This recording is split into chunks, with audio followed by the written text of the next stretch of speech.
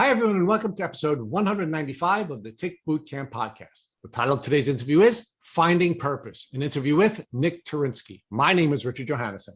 And I'm Matt Sabatello. Matt, this is one of the guys we've wanted to get on the podcast for a long time because he is one of the people that has been sharing the worst parts of his experience. Most people on Instagram will take pictures of themselves at good moments, take pictures of themselves in their bathing suits, but not Nic. He's been willing to be vulnerable and raw in a way that has been very powerful. And we wanted to share his story with our community. Rich, Nic was one of the first people we met when we started Tick Bootcamp almost 2 years ago, and he's inspired me ever since. Nic talked to us about the two things that held him back during his healing journey and how he overcame those obstacles. Nic also talked to us about many tips and tricks he's learned throughout his Lyme journey. Matt, Nic is a very deep thinker. He's a philosopher, and he talked to us about some really important concepts, the most important of which is purpose and making sure that you are finding a purpose. So Matt, without further ado, I'm really excited to introduce Nic Turinski to the Tick Bootcamp community. Hey, Nic, and welcome to the podcast. Thank you so much for having me on. It's an honor and a privilege. Thank you. Well, it's an honor and a privilege for us to have you.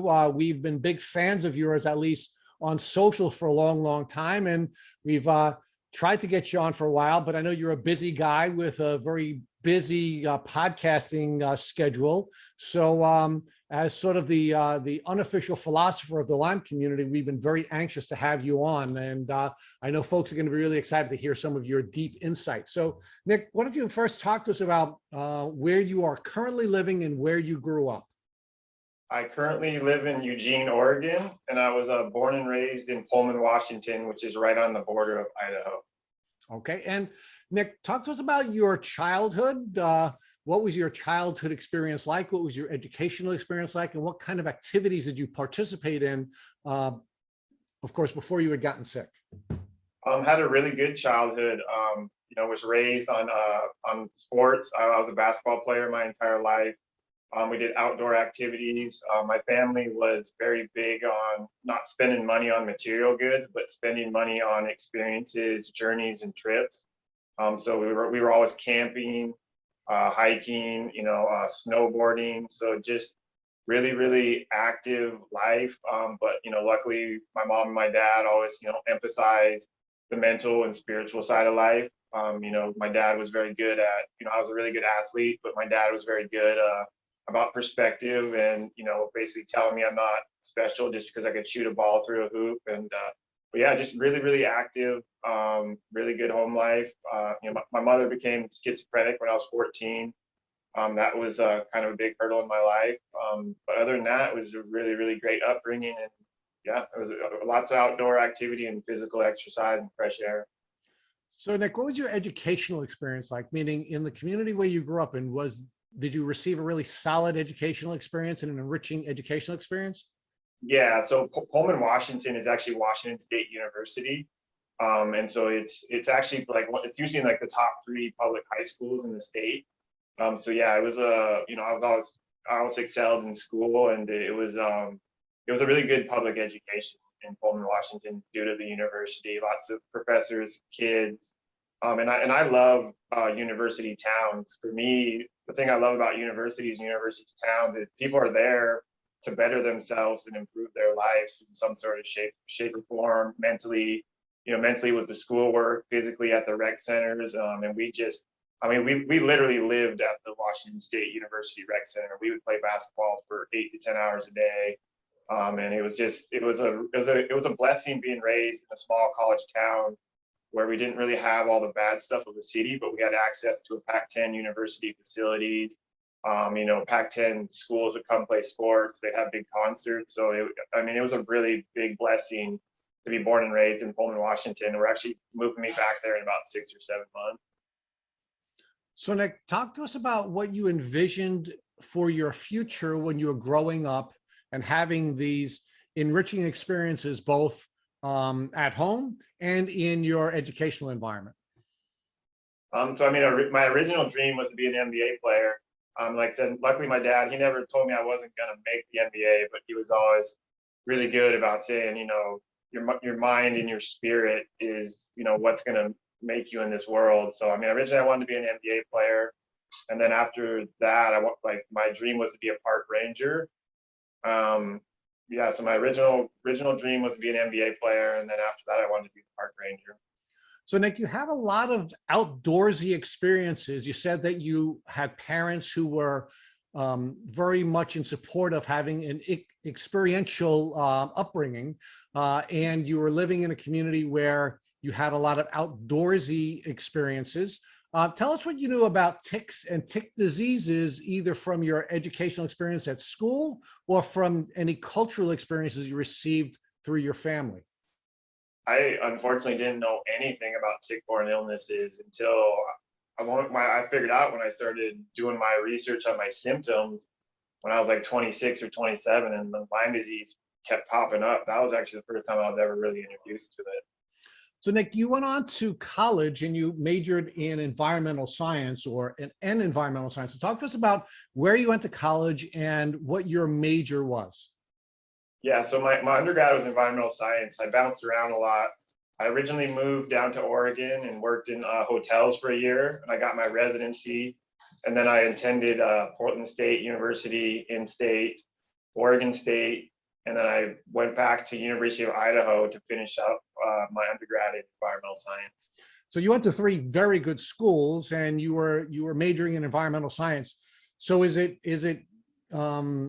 true that you knew nothing about ticks and tick diseases despite going to three very good colleges and majoring in environmental science? That is correct.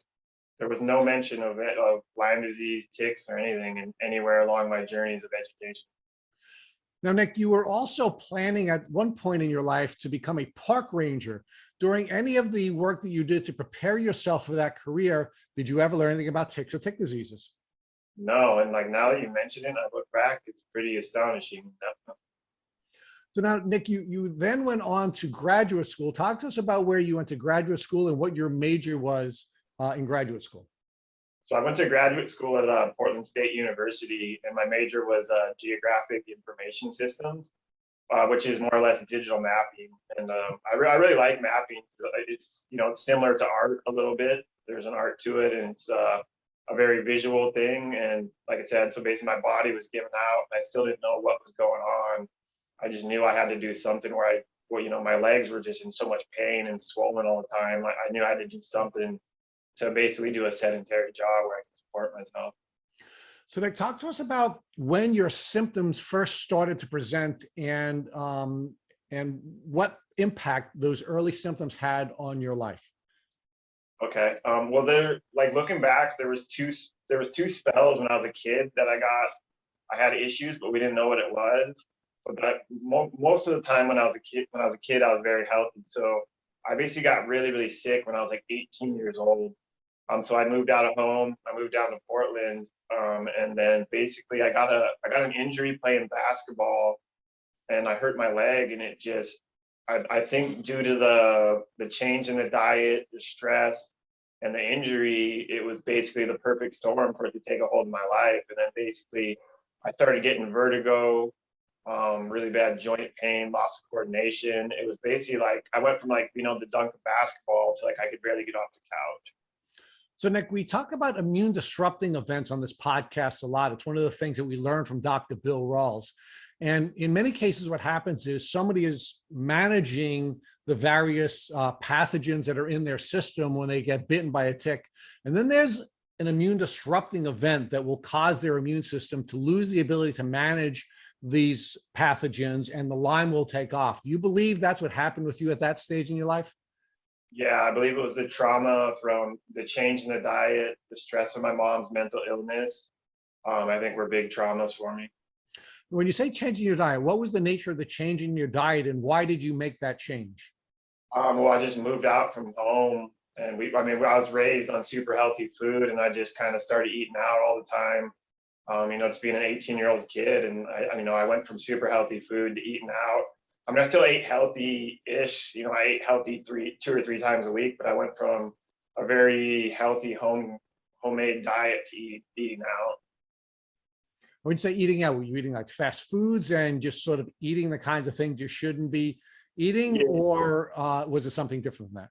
Not fast food all the time, but just eating out. And like I said, I just went from like homegrown garden food to eating out, and just not as good of ingredients. So talk to us about what those early symptoms were like and how did it interfere with your life? I mean, it completely and utterly changed my life. Like I said, so I went from being super physical, to be able to dunk a basketball, and then I more or less, like, I was on my couch for like 3 months. I had about $12,000 saved up, luckily, but I had to quit my job. And I just my vertigo just kept getting worse and worse. I was dizzy all the time. Had to look at the floor, otherwise I'd feel like the room was spinning. So I mean, it completely, it stopped me in my tracks completely. Now, did you treat with any doctors when you had this crash? Yeah, so we went to doctors, and they blamed it on, a leg length discrepancy, which is crazy because I wouldn't, it made no sense with the vertigo or the dizziness, but they couldn't figure it out. So they assessed me with a leg length discrepancy, and they put like a 3/4 inch heel lift in my right shoe and told me to wear it all the time, and that just compounded everything, just made everything worse. So they treated this very classic set of Lyme disease symptoms with giving you a lift in your shoe. Correct. And what was the purpose of giving you a lift in your shoe? What did they say that would do for you? That it would correct my leg length discrepancy that was causing my balance and coordination issues and my joint pain. So you're on the couch for 3 months and they diagnosed you with a leg length discrepancy? That is correct. So talk to us about how that 3 months ultimately came to an end, and did you go back to having a relatively healthy life after that 3-month window? No, I didn't. So basically what I did was I would shuffle a block. So like for 2-3 months, I really couldn't do anything. It was like a flu to the extreme. And then after that, I would shuffle like one block. I would shuffle 2 blocks. I'd shuffle 3 blocks, and I got up to the point where I'd walk a couple miles, but it was all with my head down. I couldn't walk without looking at the ground. My proprioception was all jacked up. But then I just kept building on that, and then I'd walk a couple miles, and then I started adding the pool in. Stop playing basketball, stop doing all the stuff that was hard on me, and I basically turned the pool into my temple. And yeah, with the pool and just walking and slowly pushing it. But no, my life was never the same. I was in constant pain. I mean, I pushed through it, and I got back to the point where, I could work again in restaurants and stuff. But I mean, I was just in constant pain. My joints were swollen. And like I said, I basically had to look at the ground, for my proprioception to work. And at that time, did you know anyone who had been diagnosed with Lyme disease? And did you see any similarity between the behaviors and the symptoms that you were dealing with and other people who may have had a Lyme disease diagnosis? No, at that time, Lyme disease was foreign to me. I had never even heard of it at that point. So now talk about how your life was different and how your symptoms progressed from that moment in time where you had 3 months of essentially disability and laying on the couch and not doing much else. Can you say that one more time? Sorry. Can you talk to us about how your life changed after that 3-month window when you're unable to leave the couch? Oh, I mean, it was huge, but I mean, I think, for me, I try to focus on the positive and the opportunities. So I think the biggest thing was, it forced me to do some deep self-cultivation. I had some deep, severe emotional and spiritual problems with my mom's mental illness. And so, it forced me to no longer run from my problems. And that was the start of my healing process for my mental and spiritual issues with my mom. So I think that was the positive.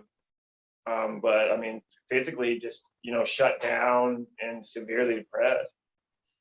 So like you said, you were dealing with some emotional and spiritual issues. What do you mean dealing with them, and how were you growing emotionally and spiritually during this window of your journey? Well, so like I said, it forced me to deal with them. I was an alcoholic for like a long time, and basically once a week I'd get super drunk, I'd get into fights, and I would self-destruct. And so looking back at it, it was my way of staying close with my mom. She was the matriarch of our family. And like I said, she got mentally ill when I was 14, and that basically threw me into a downward destructive spiral. Like I said, looking back at it, removed from the situation, it was my way of staying close with her. If once a week I self-destructed, like if I was doing too good, I felt like I was leaving her behind. That's kind of what I deduced when I was out of the situation. And when I was just laying on the couch, there was no distractions. I couldn't go out. I mean, I was completely and utterly addicted to exercise. I'd run. I was a valet. I would run cars for 8 hours. I would go to the gym. I would lift weights. I'd play basketball. I mean, I basically would fill my entire day with physical exercise. And if I wasn't exercising, I was getting stoned or drunk. And so it stopped me in my tracks and forced me to take inventory and start dealing with some of my stuff instead of just filling my day with physical exercise and distraction. So Nick, let's focus on that, because you had this immune disrupting experience, but it sounds to me that there was a lot of other unhealthy experiences that were going on, meaning you weren't exercising to the point where you were healthy, you were exercising to the point where you were consistently breaking your body down and not getting any rest. And you seem to be engaging in these sort of self-sabotaging type behaviors. And that seems to be the sort of the environment your body was in at the time that you had the immune disruption, which resulted in your crash. Yeah, correct. I was definitely, and that's the thing, like I look back at my life, the way I lived my life would have been hard on a normal person's nervous system, let alone someone dealing with neurological Lyme disease. So I basically pushed and pushed and pushed so hard to the point where I completely and utterly shut myself down. So Nick, let's talk about how you changed physically. You were an elite athlete. You were a great basketball player. What'd you look like at that stage in your life versus how was your body beginning to change as your Lyme symptoms were progressing? So I lost, I would say 40 or 50 pounds due to Lyme disease. And right now, I'm about 40 or 50 pounds under my weight that I was when I was 18 or 19.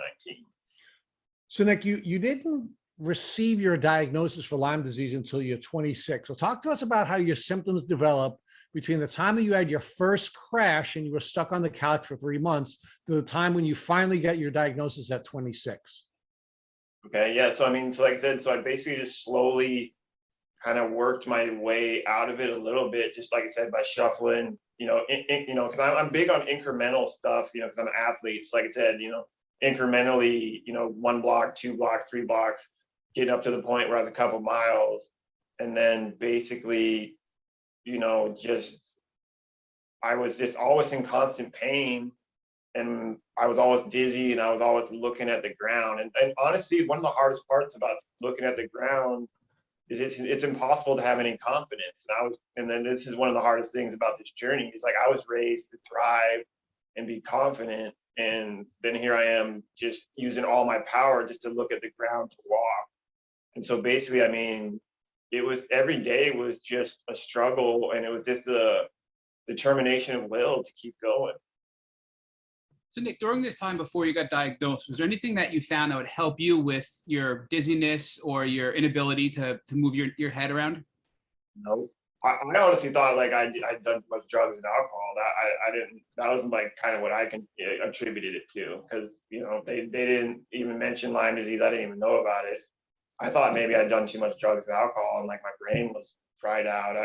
That was kind of what I thought.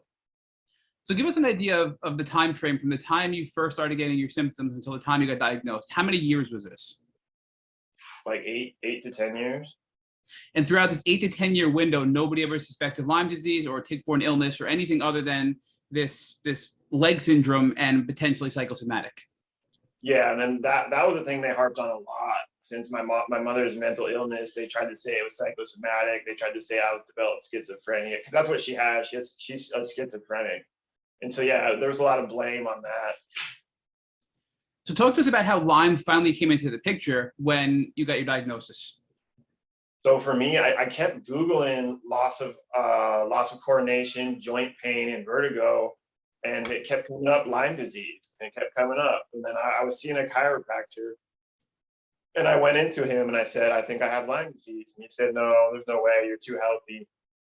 And this has been a reoccurring issue throughout my journey, is the way that I hold myself, my spirit and soul. I don't relinquish my spirit and soul to the disease, and people can't really comprehend how sick I am. So, he said, basically, no, there's no way that you're functioning at this level with Lyme disease. And So I did my research, I found IGenics, and I said, please sign the paperwork, and he said that it's going to be a waste of money. I said, that's fine, please sign the paperwork. And he did, and it came back positive. So do you think that all of these things together really prevented anybody from wanting to listen to you? So you mentioned that you had a really good mindset and they said you're not that sick, but you were really sick. You had vertigo, you could barely move your neck, and it was interfering with your daily life in such a way that it was a life changer for you. So why do you think these doctors are telling you, hey, Nic, you're not that sick? Because they didn't know, because they didn't have the answer, and doctors don't like it when they don't have the answer. It was a way of dismissing you rather than really addressing the root cause of the problem. Yeah, and then trying to validate themselves as a good doctor. So now you push for this IGenics test. They cautioned you against it, and it comes back. And was it just a Lyme test, or were you running co-infections as well? It was just Lyme at first. And when the test came back positive, this was through your chiropractor. Correct.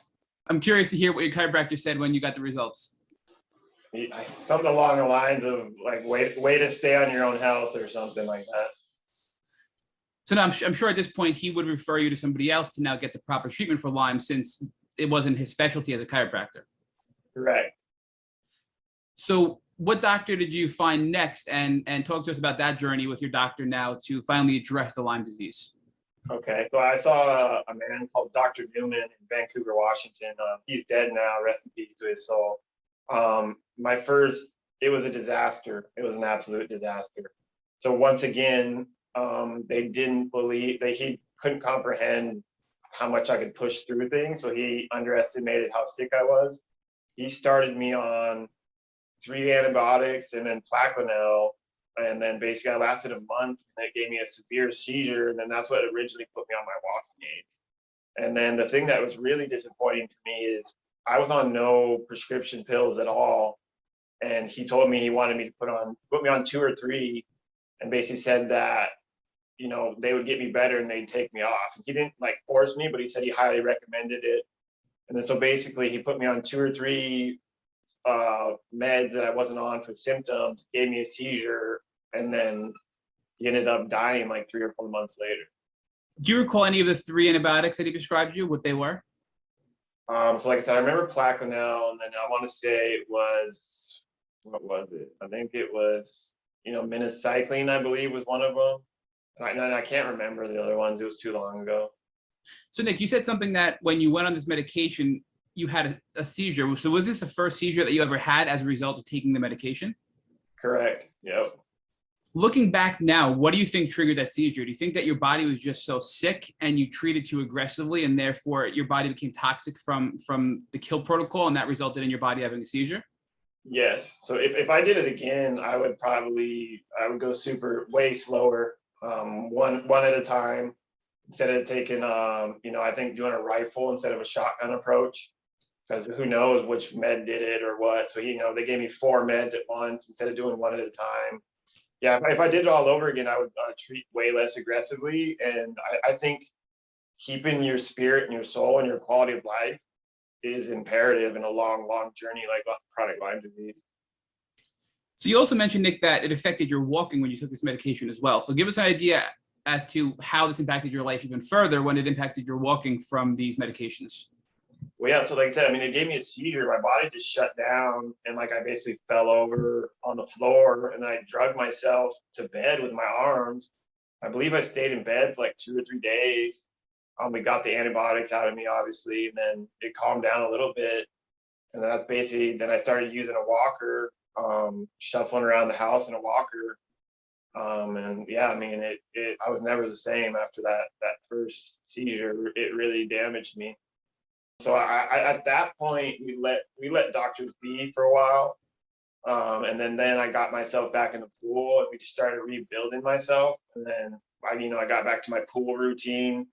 And I think we took about 6 months to a year off of treatment just to get myself stronger and, like I said, rebuild my spirit and my soul, and then get back to my pool routine.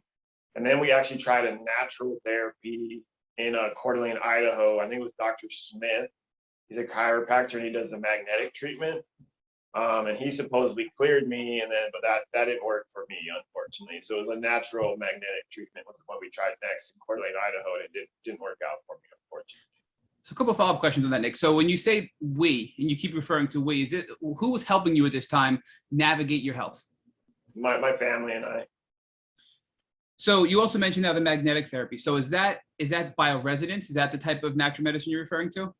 Yeah, correct. And then he did the whole muscle testing and told me he cleared everything, and he said that he was trying to tell himself how awesome of a job he did. He said he got it out of my heart. That would have killed me.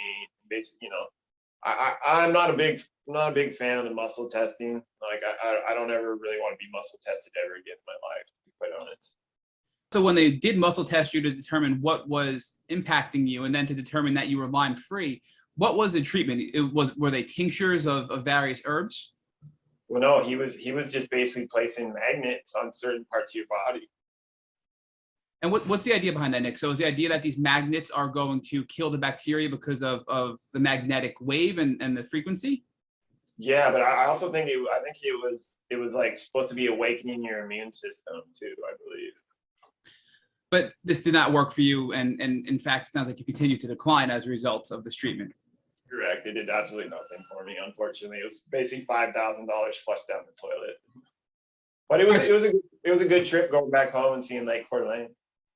So talk to us about now, you did this treatment, you're spending all this money, and you're working with your family to try to figure out how to improve your health. What do you do next? I mean, at that point, I'm just, I'm pretty extremely frustrated, but, at that point, I'm just grateful. I mean, at that point, I'm really grateful for the pool. And then I think for me, anytime I'm frustrated or dealing with things, I try to be as proactive as possible.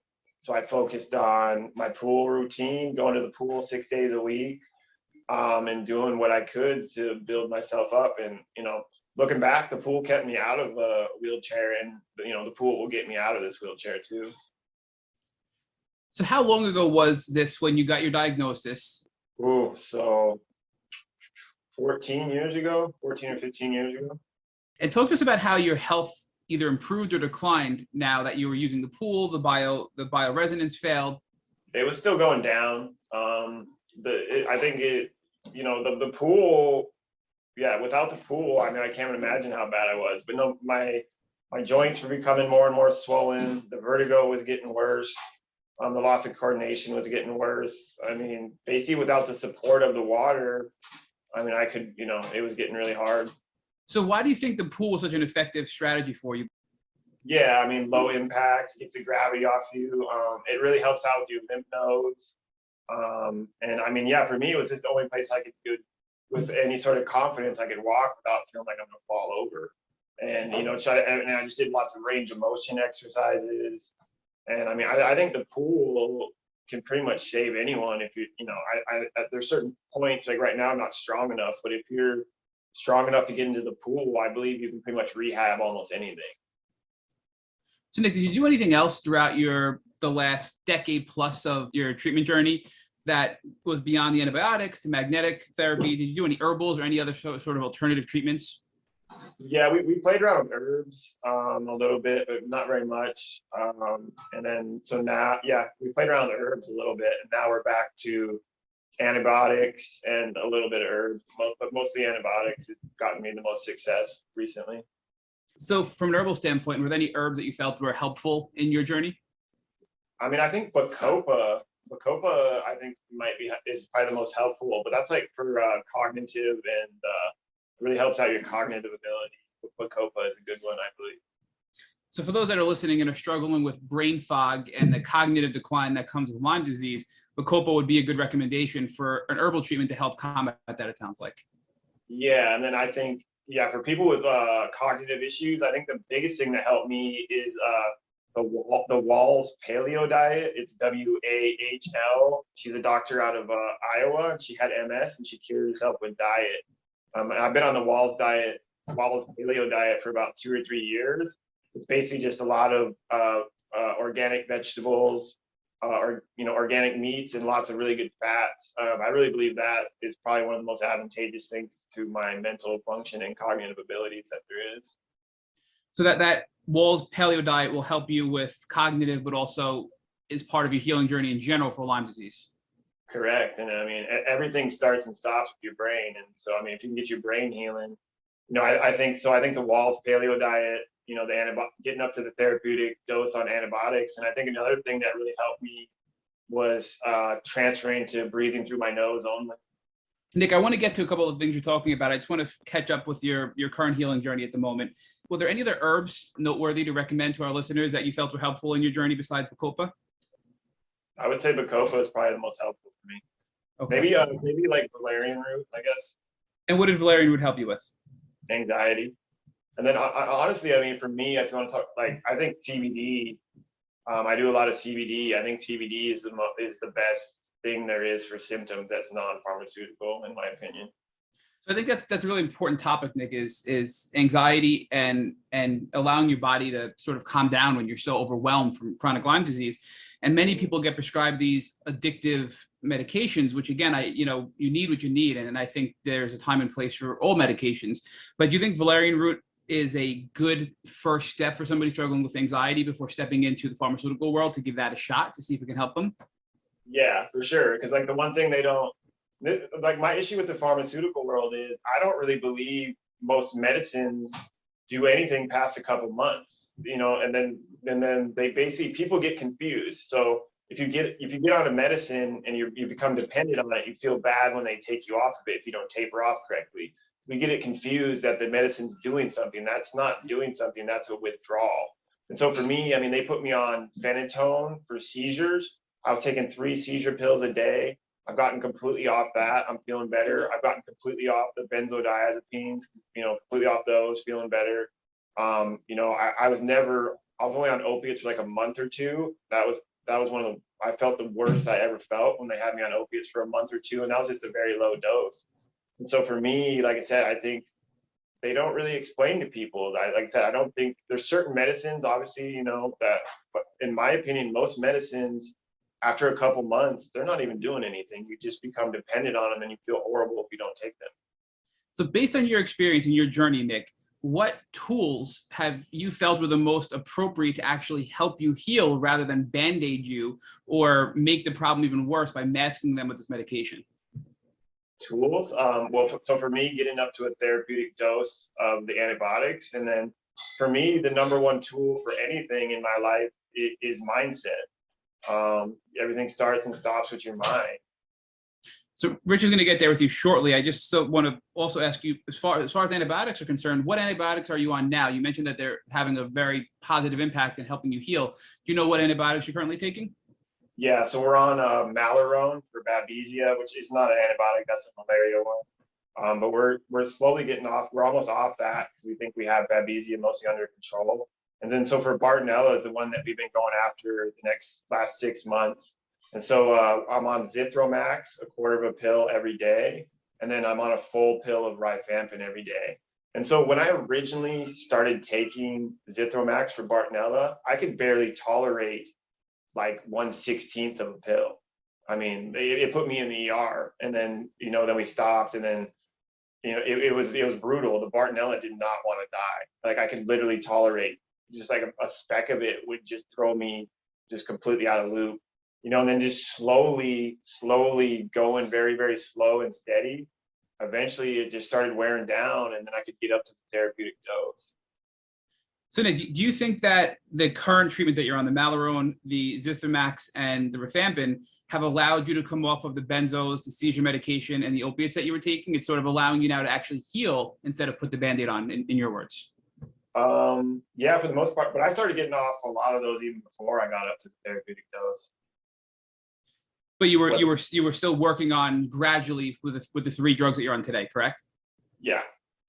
So I do want to touch on 2 other things before I hand it back to Rich. And the first one is you talk about breathing. And we've learned recently that breathing is such an important technique to calm the mind, to calm the nervous system, and even detox and remove toxins. Talk to us about your acknowledgement of breathing through your nose only and how you feel that's been helpful in your healing journey. Oh man, it's crazy. So I read a book, Breath. And so I'll give you an example. It's a pretty powerful story. So when I was in that moldy apartment, so I had a broken nose a couple of times. So I had a deviated septum. So it was kind of hard to breathe through my nose already. And then when I was in that moldy apartment, my nose completely and utterly clogged up on me. I couldn't breathe through my nose in that apartment. And so basically yeah, so I started reading that book, and I just slowly every day I would just force air through it, and then over time it just started opening up, and then I would just keep forcing it, and then now I'm to the point where I never breathe through my mouth. And then an example of how, so for anxiety, panic, there's nothing worse than for anxiety and panic than breathing through your mouth. So I think it was about 2 months ago, I caught a cold from a caregiver, and my nose clogged up from it. And so I went to bed and I laid down and I couldn't breathe through my nose for the first time since I was in that moldy apartment. And my body instantly went into fight or flight, like instantly. And then I just sat there and I told myself, I breathed through my mouth for like a minute, and my brain was just freaking out. And so I just, I used my mind and I just calmed myself down, and I just was forcing the air through my nose, and I finally got a tiny little sliver to come through. And then my brain instantly calmed down, and I just kept working that little sliver until I opened my nose back up. But it was crazy. I instantly went back into fight or flight when I could not breathe through my nose. Is there a special technique that you use, like deep breaths or cycles, or is it just simply breathing through your nose alone that has helped you? Well, yeah, I mean, just being conscious of breathing through your nose. But for me, so the perfect breath is 5.5 seconds in and 5.5 seconds out. So I do a lot of that. And I also do like box breathing, 4 seconds in, hold for 4 seconds, out for 4 seconds, hold for 4 seconds. And I work up to like 10 seconds. So box breathing helps you reset your breath pattern.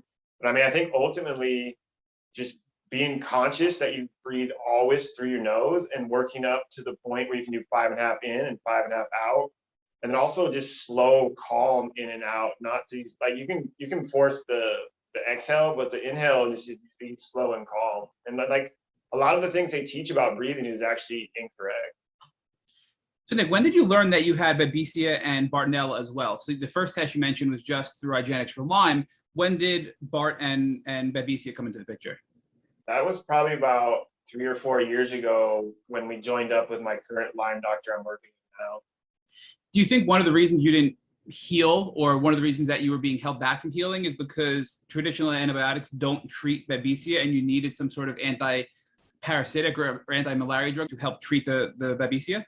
For sure. I mean, like we didn't get any improvement on anything until we started treating Babesia. That was the first thing we got any improvements on. And then we moved on to Bartonella. But yeah, I mean, I think, yeah, it was just too much of a beast. You have to treat everything you have. I mean, I think, if you're in a fight and you're only you only know you're fighting 3 people, but your brain only knows you're fighting 1, you don't stand a chance in that. You need to understand the complete terrain of the fight that you're engaged in.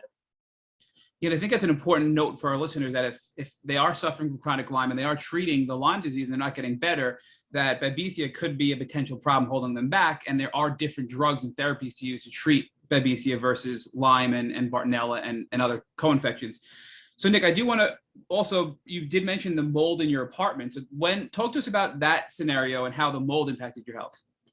Yeah, I mean, I was just about, yeah, the mold was absolutely horrible. The mold almost killed me. And that's when I basically became completely bedridden for 2 years. So basically we moved down from Portland, Oregon to Eugene, Oregon.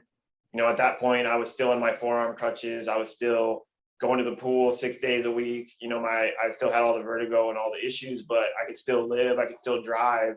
And then I think within about 2 months of being in that moldy apartment, I developed this humongous vein bulging out my entire torso, and my legs just completely stopped working. My body just completely and utterly shut down. So mold, and that's another huge, if people are treating and getting no results, if you have mold, I mean, that will always hold you back. Mold is no joke. So in addition to Babesia as an avenue to look at if you're not getting better in treating mold, basically when you were driving, you were swimming, you were walking with some assistance, and then you went to being completely bedbound because of a moldy apartment, it sounds like. Correct. In like a matter of like 2 months, the decline was like, it was insane. It was crazy. And it was really hard because, my older brother he was riding his bike to and from work, dropping me off meals before and after, and he's just watching me just slowly die. And I mean, we're not out of the woods, but I mean, we're in such a better place for me and my family and everyone involved. So Nic, tell us how you found out that mold was the root cause that was making you so much sicker when you moved into that apartment. Well, like my intuition told me, and then like we got it tested, and then that's the thing with these tests, like they're very skewed towards the landlord. So basically, we got it tested, and it showed up that it had minuscule amounts. They said it was okay, you know, and I just knew in my heart, and then I kept talking to my doctor, and then I had her test my body, and then basically the one that was showing up as just a little bit in the apartment was through the roof red in my body. So I wonder, Nic, because we always hear from people, well, I live with my husband and my husband is fine, so it can't be mold. But I think the fact that you were already compromised and so sick that you were so susceptible to the mold compared to somebody else, that may be the reason why it affected you so much, maybe not as at high of a concentration that they were looking for when they did the testing. Do you think that that's a possible scenario? For sure, but that's definitely, yeah, I was definitely highly susceptible. But like I said, I did a bunch of research, and there's like only a few tests that are super expensive, and then all the other tests, they all basically favor the landlord, so they can basically keep renting it out. So what would you recommend for people that think they may be suffering from mold because these tests are so slanted towards the landlord? That how would you recommend they proceed to investigate mold for their own health? Test their body. And how did you test your body? Was it something you can do on your own? Do you need a practitioner to test your body? You need a practitioner. If I remember correct, it's a urine test. You can do it at home. You just have to have a practitioner order it for you. Gotcha. So now I'm assuming you moved out of that moldy home recently. Correct. And it was crazy. The day after we moved out, my symptoms improved. Like, I mean, like the day after we moved out, my symptoms. No, I promise I really have two final questions before I give it back to Rich. I know I said that like 20 minutes ago, but talk to us about some of the things you've learned over the past almost 2 decades now that you wish you knew back when you first got sick that can help our listeners who are early on in their journey. Well, like I said, I think the number one thing, slow and steady wins the race. This is a marathon.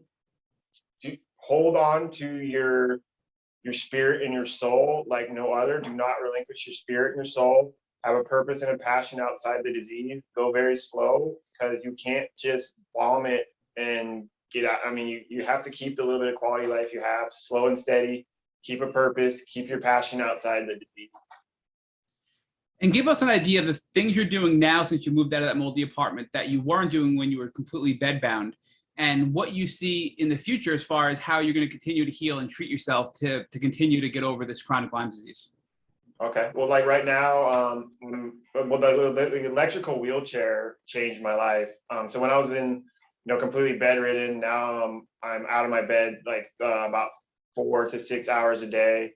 I'm getting fresh air. I'm getting sunshine. I'm doing my Qigong exercises, which is Chinese exercises in the morning on my upper bodies. Now I'm doing isometrics on my legs, and we're getting massage on my legs. I used to couldn't even have anyone touch my legs without tremoring and shaking. And we're actually going to start physical therapy August 23rd, and then eventually, start physical therapy. And then I'm going to get into the pool, and I'm going to get my life back, and then I'm going to go, tell people how to be a positive warrior and fight while fight the good fight while helping people and yourself. So Nic, let's talk about the beautiful elements of this journey, because you started this journey out with a very difficult set of circumstances, in part because of your family environment, but in part because of the way you responded to that family environment. But you're a very different person today. So talk to us about how Lyme disease helped you to get to the place where you are spiritually and emotionally, and how you believe that's an important foundation for healing. Oh yeah, 1000%. I think, like I said, so it stopped me in my tracks. It made me no longer run from my problems.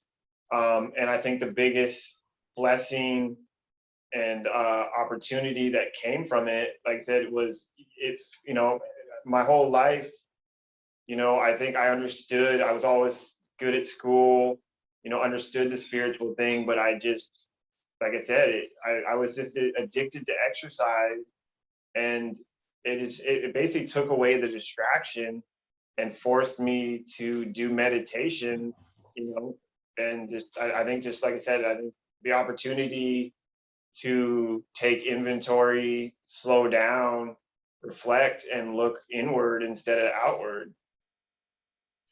So, Nick, one of the guests that we've interviewed in the past, her name is Lorne Pfeiffer. She's argued that healing from Lyme disease is an engineering problem. And as a guy who has studied science and has a degree in the science field, and also as a computer geek, as I've often made fun of you and Matt, tell me about your perspective on engineering and re-engineering the problem. And do you think you have to emotionally and spiritually go back to a point where you understood how the disease ultimately progressed in you, and then going through the process of re-engineering your life so that you can heal? Yeah, correct. I mean, I think along your lines of talking about re-engineering, you have to honor the path or the purpose that Lyme disease sets you on. And so, yeah, you have to completely re-engineer your life. You have to make your health and your well-being a priority. You have to understand that, you can't just keep driving and driving yourself into the ground. And yeah, you have to basically, yeah, I would agree. You have to re-engineer everything. And then I think that's a lot of things with people with Lyme. I've noticed people get into remission and then they go back to the super hectic lifestyle and then they crash themselves. And in my opinion, they are not honoring the path that the universe set out for them. And so, yeah, for me, it completely re-engineered the way I see everything, the way I operate in the world. And I think there's kind of like a saying from the Dalai Lama, like in the Western world, we will spend our entire life making money, and then we'll spend that money to try to get our health back. I think it's you basically just following the purpose or the re-engineering path of putting your spirit, your soul, and your well-being above, the monetary things and materialistic goods, and always just honoring the path that, you have to be gentle and compassionate to yourself and others, or you're going to go backwards. So, Nick, when we interviewed Dr. Burascano, one of the Lyme pioneers in our community, he told us that if his patients did not exercise, they would not heal. But I think it's an important conversation about how much exercise is appropriate for healing, because I think you're a model for how exercise can become abusive and how that could actually create an environment where you're more likely to get sick. So can you talk to us about the balance that is necessary for you to heal with exercise, and how exercising too aggressively can actually create an environment where you're more likely to get sick? Yeah, well, I mean, nothing against that doctor. I'm sure he's a great doctor, but yeah, I definitely disagree. Because like I said, there was a point, sometimes your body just needs rest. So when I was completely bedridden in that moldy apartment, we didn't know about the mold, but we just know I was shut down. And then the doctor kept on, trying to get me, or not trying, he'd have me do these exercises in bed where I kind of lift my, and it just made everything extremely, extremely worse. I would just do a little bit of exercise and I would be completely, utterly like in a convulsion fit for like 3 hours. So basically my body was completely rejecting exercise. So during that situation, exercise was not the key. It was actually the opposite. It was hindering me. And then I do believe, like you said, in my past, when you're addicted to exercise, that's not healthy. So everything in moderation. And I think there's also times when people are so depleted and compromised that exercise is the enemy, not the friend. And that was the case for me when I was in that moldy apartment. My body was completely shut down, and any attempt at exercise just significantly worsened the situation. Of course, Nick, a moldy environment will create immune disrupting events for anyone. But when you have a severely compromised immune system, which is being further compromised, unfortunately, by the antibiotics you were taking, it became overwhelming and it made it impossible for you to heal. In fact, it caused you to get sicker and sicker. How have you rebounded from that, first physically, and then talk to us about how you rebounded from that emotionally and spiritually? Okay, yeah. So like I said, as soon as I moved out, I got symptom relief. My neurological symptoms really calmed down, and then thus, having the neurological symptoms calm down really calmed down, my anxiety, my fear. So basically, I mean, night and day different. So like right now, I do motivational videos and speeches. I can do them in 1 or 2 tries. When I was in the moldy apartment, it would probably take me 20 to 30 tries. So I mean, it's not even.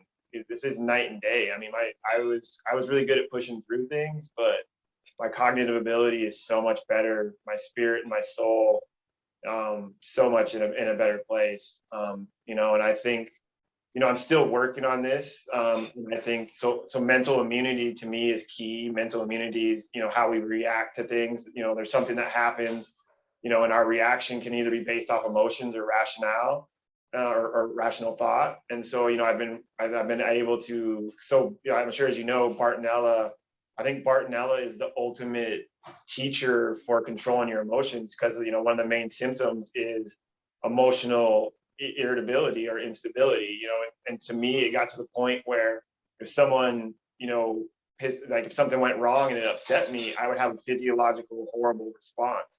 And I don't think there's any other better, like, a teacher for mental immunity than Bartonella, where if something goes wrong and you get upset, it completely crashes you. So now, I still have issues when I get upset. It's hard on me, but now I'm able to use my rational thought and practice some mental immunity. So, like, for me, my convulsion fits are few and far between, but when I do have a convulsion fit, I tell myself, hey, to develop mental immunity, this is a blessing. This means that my legs are still alive and I will get them back. It's something that's not going to overwhelm me.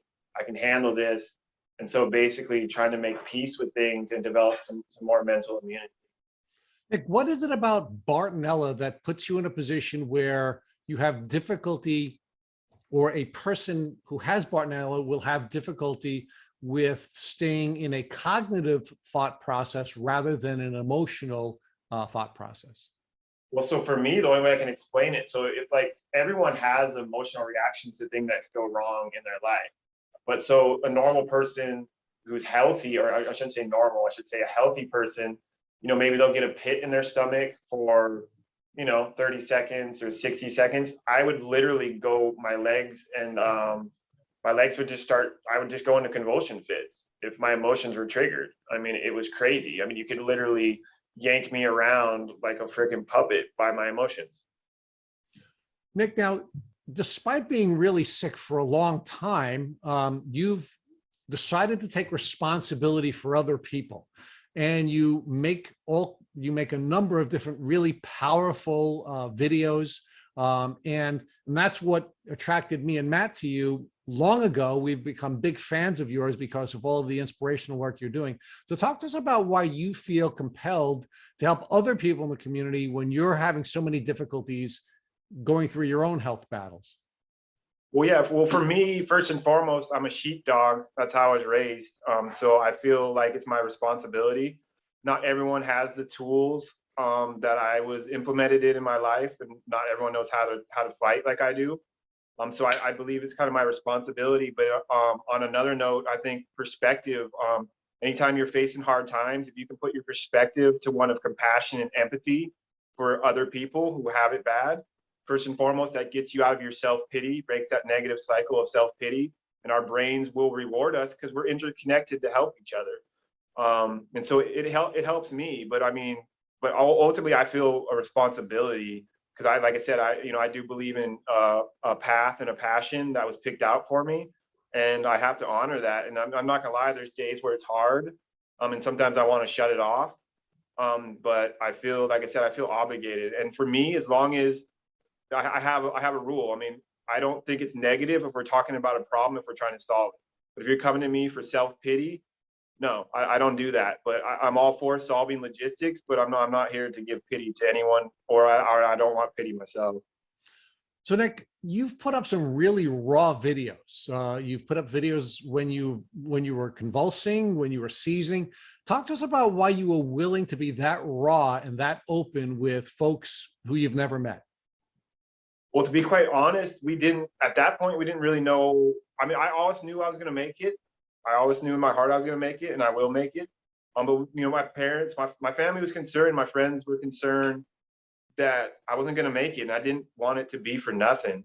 And actually, I came across a really good it was really hard at first. I'm not gonna lie, it was hard. Like I would post those and I wouldn't interact with them for a couple of days because it was so raw. But I came across a really good concept of, I was reading a Warren Buffett book and he says humility is disarming. And I find that to be utterly true. So at first, like I said, it was really hard, but if you're willing to put yourself out there in a vulnerable, compromised position, you'd be surprised. You're going to connect with people, you're going to relate with people, and you're going to help people. And I try to encourage people this all the time. Just stop putting all your wins out there. Stop putting your glossy MTV moments out there. That's not how people grow. You have to be willing to invest in loss, pick yourself back up, apply that knowledge, and keep going. And like I said, at first it was really hard. I'm a prideful guy, but first and foremost, I didn't want it to be for nothing. And I wanted, I don't want anyone to ever have to go through what I went through. Here at Take Boot Camp, we define entrepreneurs who are people who accept responsibility for other people's problems. And you've also developed an entrepreneurial pursuit despite being as sick as you are. So talk to us about what inspired you to begin your business and how that has helped other people. For sure. Well, my business, I originally started in 2004, but so another blessing or another gift from this illness, I started in 2004. I did really good, but then I got robbed. I was selling cannabis like a dummy and I got robbed for all my cannabis and my t-shirt money. So it completely deflated me. I stopped. And then, fast forward 10 or 15 years later, when I got my Lyme diagnosis, it basically led me back to my passion of chronic to wear. Like my dad says, we're Snoop Dogg's a business partner. We do business with him. This would have never happened if it wasn't for Lyme disease. And then, and this is one of the main things I want to tell people with Lyme disease. Like, please, you need to have a passion outside of the Lyme disease world.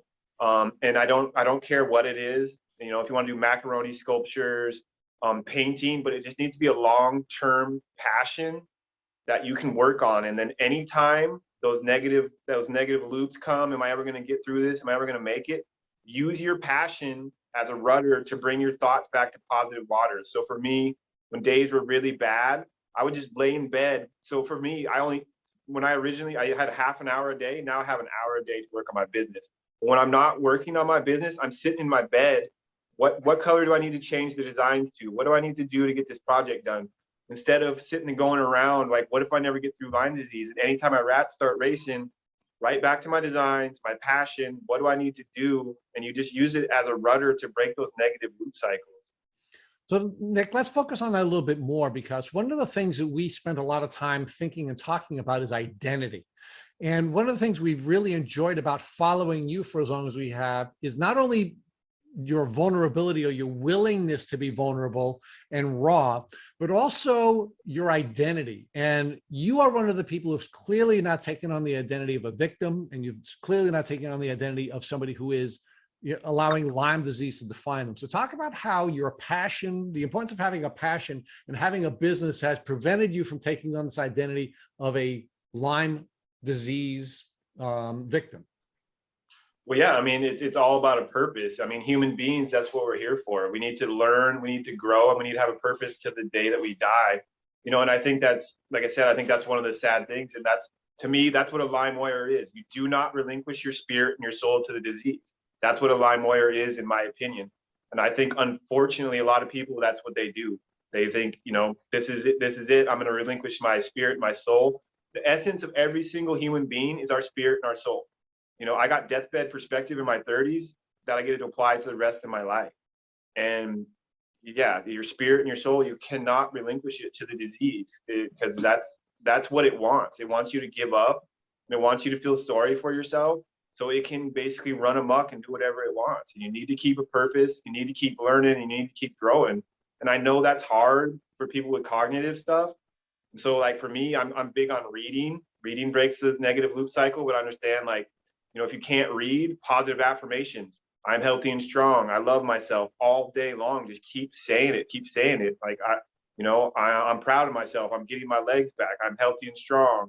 I'm going to walk again, just over and over and over and over again. If you can't read, you have to keep coming. You need to have feedback coming in.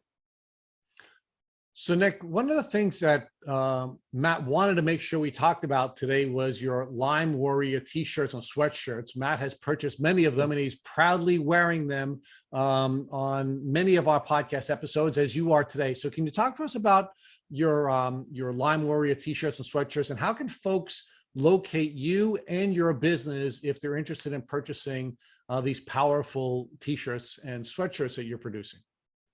Yeah, so I mean, the best way to get a hold of me is on Instagram. I'm Chronic to Wear on Instagram, CHRONIC2WEAR. It's kind of so I do cannabis apparel, so it's kind of a mixed thing. We kind of have a lot of Lyme followers, and we have a lot of cannabis followers. But like I said, so to me, the ultimate thing for Lyme wearers, you do not relinquish your spirit and your soul. And also, like you said, you have the willingness and ability to put yourself out there to try to educate, inform, and change the situation so the Lymies in the future don't have to be guinea pigs like us. So Nic, I need to ask you now the final question we ask everyone on our podcast. And this is an important question so that folks can help their family members not get infected and prevent themselves from getting reinfected. If, God forbid, somebody very close to you, like your brother, came into your room at the end of this podcast and you found that he was being bitten by a tick, what would you recommend that he do so he would not have to go on a difficult Lyme disease journey? I would talk to my naturopath and get all the preventative things that I could in place, and I would send him directly to Hygienics. Get tested directly with Hygienics, talk with my naturopath, look into any natural preventative things that we could do to get ahead of it and get tested and get treatment immediately if it came back positive. Thank you for listening to the Tick Bootcamp interview with our guest, Nic Turinski. To our listeners, we have a call to action. First, if you'd like to learn more about Nic Turinski, please visit his Instagram page at Chronic2Wear, Chronic, the number 2, Wear. Second, if you enjoyed this episode of the Tick Bootcamp podcast, please share it with your friends by using the social media buttons you see at the bottom of our post. Third, Tick Bootcamp has created a Tick Bite blueprint that has been inspired by the information that has been shared with us by past podcast guests. We urge you to visit our website at www.tickbootcamp.com to view the blueprint. Please note we would appreciate any input or any improvements you would like to offer to us. Fourth, don't forget to subscribe to this podcast on Apple Podcasts, Google Podcasts, or Spotify to get your automatic episode updates of our Tick Bootcamp podcast. And finally, we thank your community for your comments on our past podcast episodes. Please take a minute to leave us an honest review on iTunes, on Instagram, or on our website. We make it a point to read every single one of the reviews we get. Thank you for listening.